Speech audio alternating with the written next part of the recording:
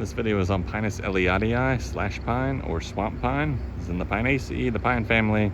Cone scale shape is flat, and the epithet elliottii is named for the discoverer, Stephen Elliott. So this species is native to the deeper parts of the southeast, not in North Carolina, but further south, South Carolina, Georgia, Florida, down there, some along the Gulf too. But as you can see, we're right here behind Biltmore Hall, where we have these three right here are slash pines, and the others back on this part are loblolly. So it's a good chance to compare these two species. This species was used for naval stores formerly. The wood use, similar to other southern pines we've talked about. Wildlife value is pretty similar too. This species is susceptible to ice damage. It's got pretty long needles that really weigh down heavily when there's ice storms and things like that. So that limits how far north the species can grow in the wild. And in South Florida, there's a different variety called Pinus elliottii variety densa. The South Florida slash pine, which has a grass stage similar to how we saw longleaf pine the other week. And it's adapted more to fire down there in South Florida. So to identify this tree, we'll start with the bark since we're right here. So the bark's going to be broken up into those broad plates and deeper furrows, similar to loblolly, but if you flake off some of this outer bark, you see this bright cinnamon orange color, kind of a reddish color to those plates. When you flake them off, that's really distinct on slash pine. Sometimes loblolly pine can be a little reddish too, but really on slash pine, we're looking for those reddish plates under the first layer of bark. The cones are really distinctive. Maybe the best way to ID it is by cone if you can't reach the needles. Look how orange these cones are, kind of a cinnamon orange color, really bright brown. It almost looks polished, really. It's nice and smooth.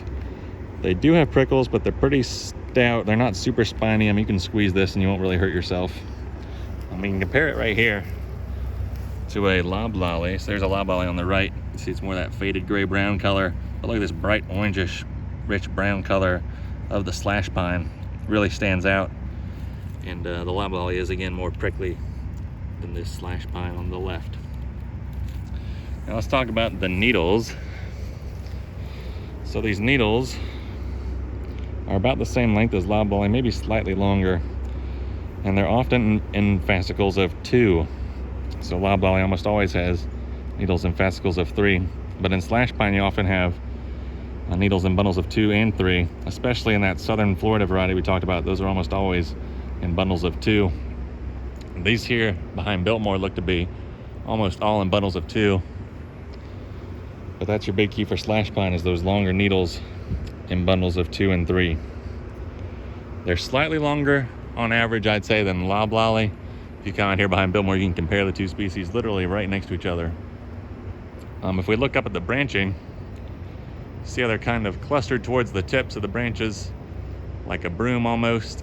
Very similar to longleaf pine, how we saw longleaf has those tufts of needles clustered at the end of the branches. Similar thing here on slash pine.